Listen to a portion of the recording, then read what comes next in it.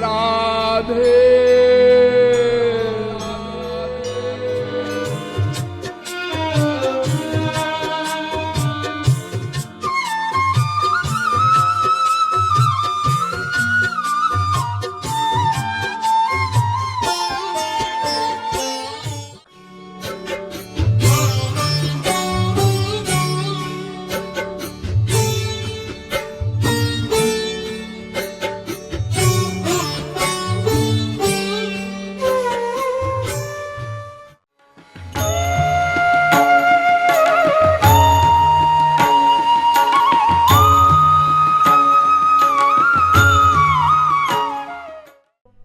जिस प्रकार से घड़े को आप कुएं में डुबाइए तो घड़े के बराबर ही तो जल आएगा, उससे अधिक जल नहीं आएगा।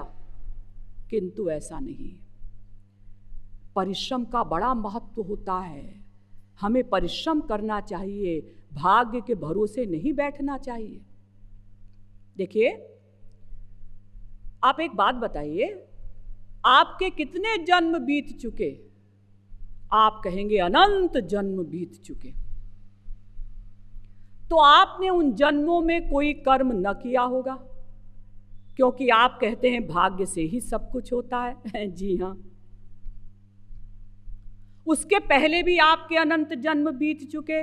जी हाँ, तो आपने उन जन्मों में भी कोई पुरुषार्थ, कोई कर्म न किया होगा, क्योंकि आप कहते हैं भाग्य से ही सब कुछ होता है। जी हाँ, तो जब आपने कभी पुरुषार्थ किया ही नहीं, कर्म किया ही नहीं, तो ये भाग्य कहां से टपक पड़ा आपके सिर पर?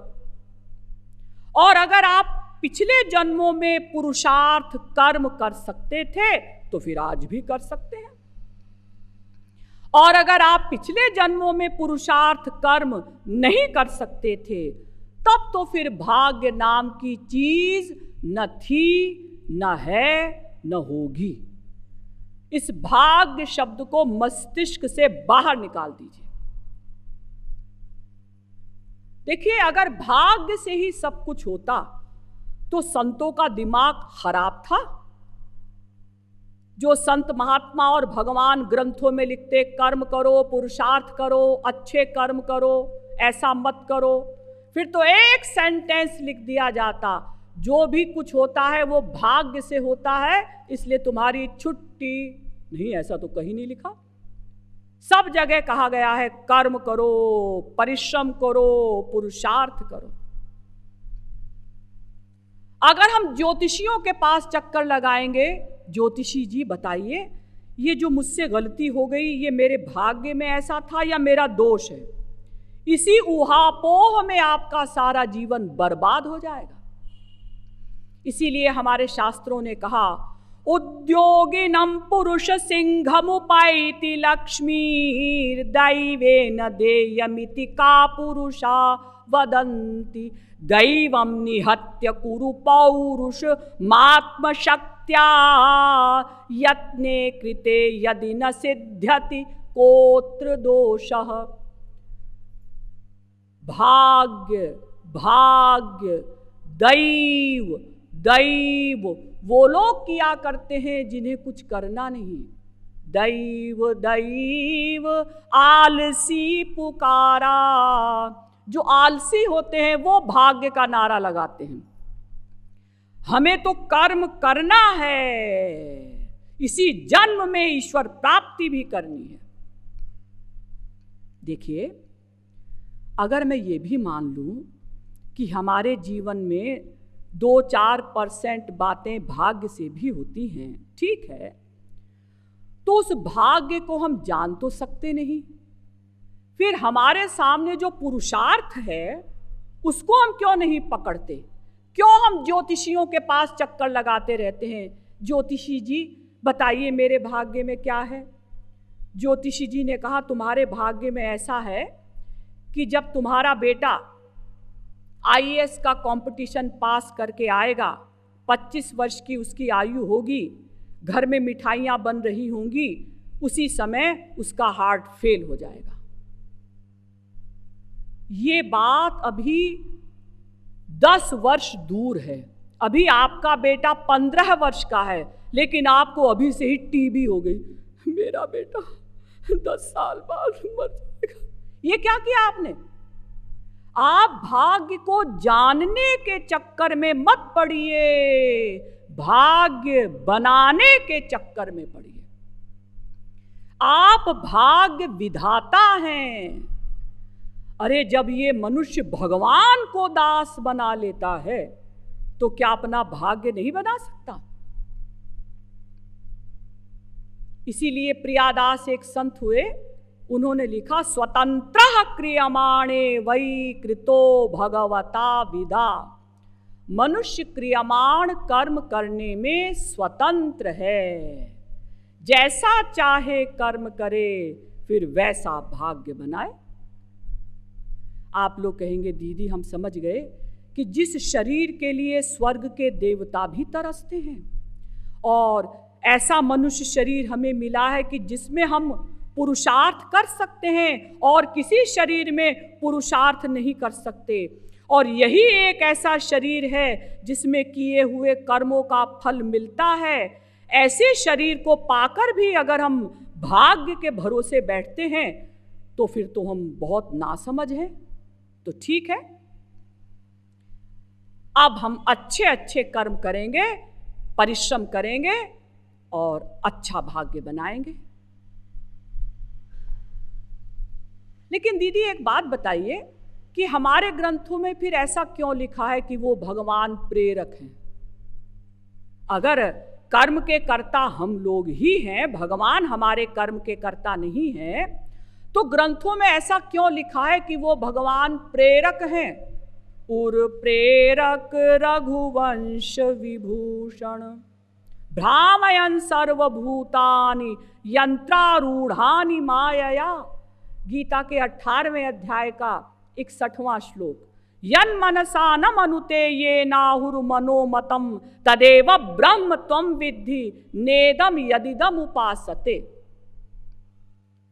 केनोपनिषद पहले खंड का 5वां मंत्र। तो फिर हमारे ग्रंथों में ऐसा क्यों लिखा है कि वो भगवान प्रेरक हैं? इसको संक्षेप में समझ लीजिए। देखिए, हमारा जो अंतःकरण है ना, अंतःकरण मन, ये जड़ है। जैसे ये रुमाल जड़ है, जैसे ये माइक जड़ है, ऐसे ही हमारा ये अंतःकरण जड़ है। आप कहेंगे जड़ है, और जितना कमाल करता है मन, आप कहती हैं जड़ है। हाँ, जड़ है। हमारा शरीर भी जड़ है। ये तो आत्मा की चैतन्यता को प्राप्त करके ये मन और शरीर चेतन के समान कार्य करते हैं। इसीलिए आप देखते हैं जब आत्मा निकल जाती है तो ये शरीर जड़ हो जाता है। तो ये मन जड़ है। इस मन को सोचने की शक्ति कौन देता है? भगवान। बुद्धि में निश्चय करने की शक्ति कौन देता है? भगवान। आंखों में देखने की शक्ति कौन देता है? भगवान। कानों में सुनने की शक्ति कौन देता है? भगवान। भगवान प्रत्येक इंद्रिय में तत् कर्म करने की शक्ति देते हैं, इसलिए उनको प्रेरक कहा जाता है, उनको कहीं कहीं कर्ता कहा जाता है। लेकिन भगवान ने प्रत्येक इंद्रिय में कर्म करने की शक्ति तो दी है, लेकिन हम क्या कर्म करें ये हमारे ऊपर निर्भर करता है। जैसे गवर्नमेंट ने आपको रिवॉल्वर दिया है, लाइसेंस भी दिया है, ताकि कोई शत्रु आप पर अटैक करे तो आप अपनी रक्षा कर सकें। अब आप नशे में उस रिवॉल्वर को अपने गले में दबा लें या किसी और के गले में दबा दें तो इसमें गवर्नमेंट का दोष नहीं, आपको दंड मिलेगा। इसी प्रकार से भगवान ने प्रत्येक इंद्रिय में कर्म करने की शक्ति दी है केवल, लेकिन हम क्या कर्म करें, उसका सदुपयोग करें कि दुरुपयोग करें, ये हमारे ऊपर डिपेंड करता है। अगर हम अच्छे लोगों का संग करेंगे तो सदुपयोग होगा, अल्पज्ञों के चक्कर में पड़ गए, बुरे लोगों का संग करेंगे तो दुरुपयोग होगा। तो आप लोग समझ गए कि भगवान को प्रेरक क्यों कहा जाता है, क्योंकि भगवान हमको कर्म करने की केवल शक्ति देते हैं, लेकिन हम क्या कर्म करें ये हमारे ऊपर निर्भर करता है। अब वहीं हम पहुंच गए लास्ट में कि भगवान की कृपा से ही कोई भगवान को जान सकता है। भगवान की कृपा कहते किसको है, 2 मिनट में समझिए।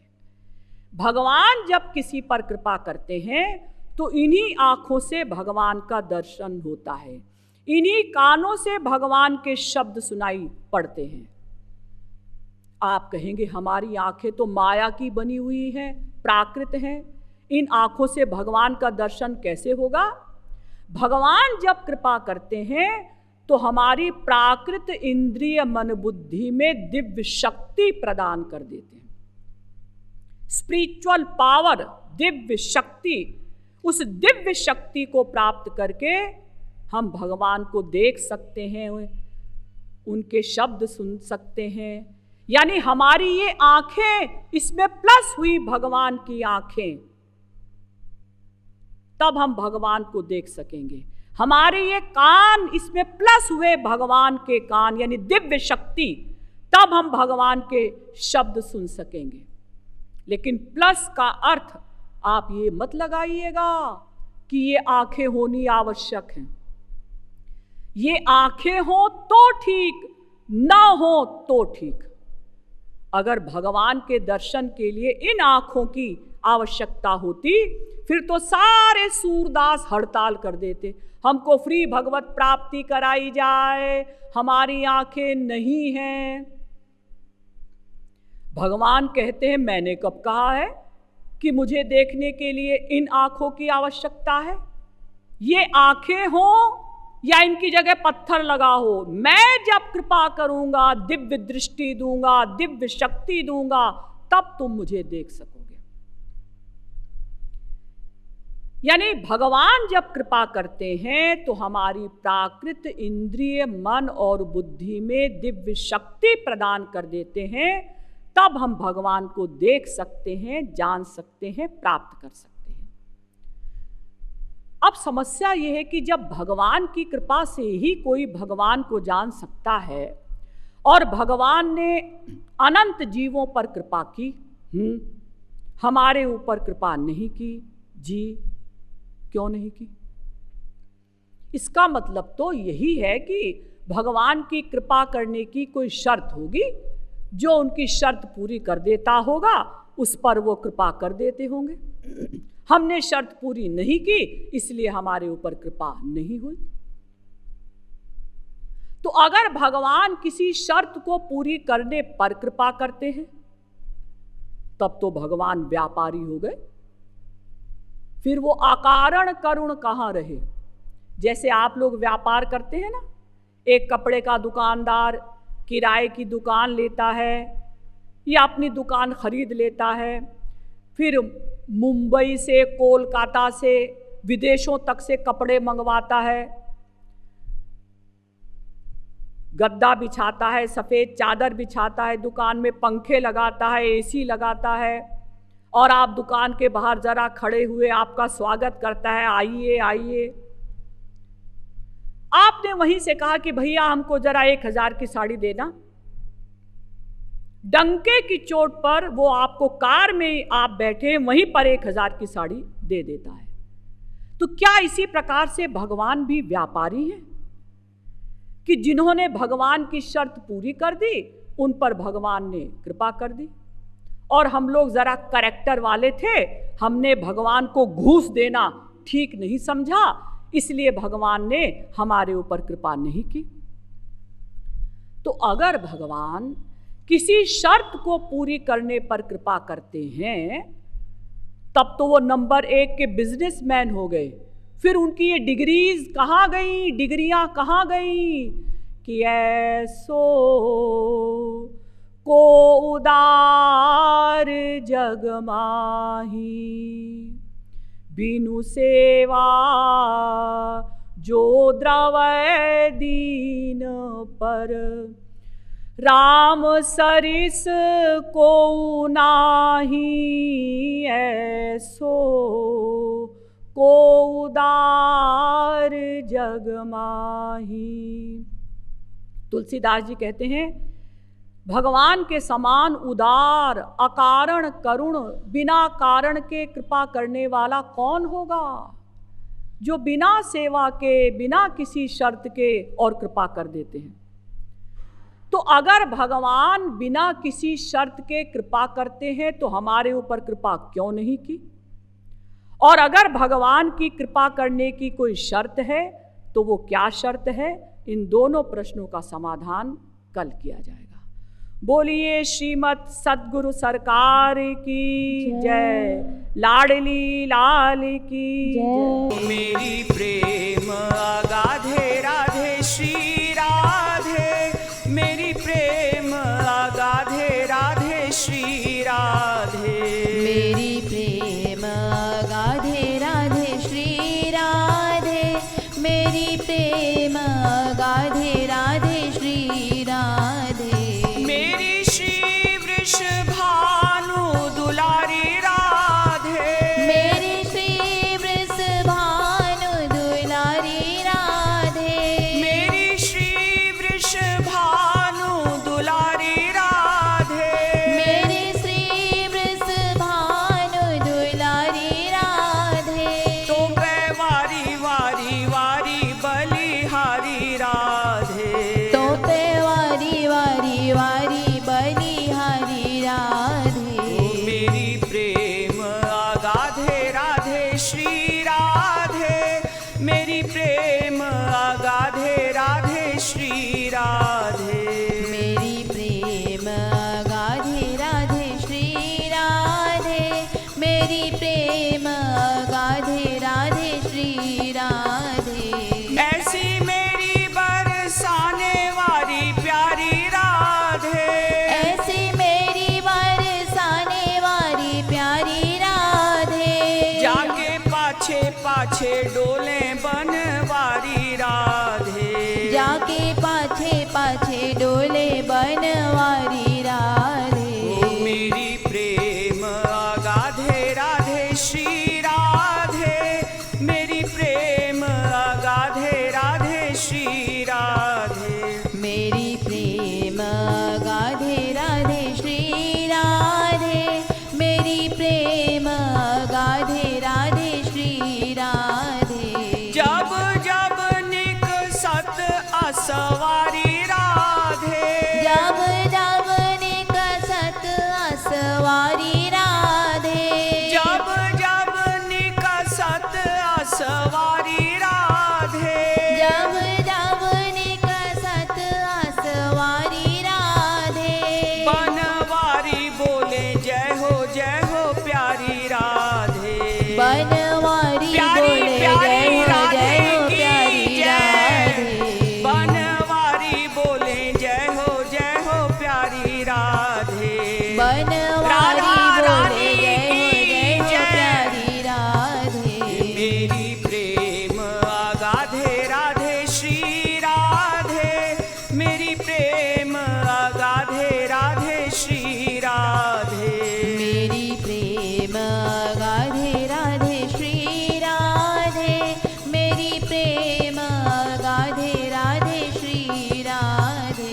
भुक्ति मांगू नहीं मुक्ति नहीं मांगू राधे,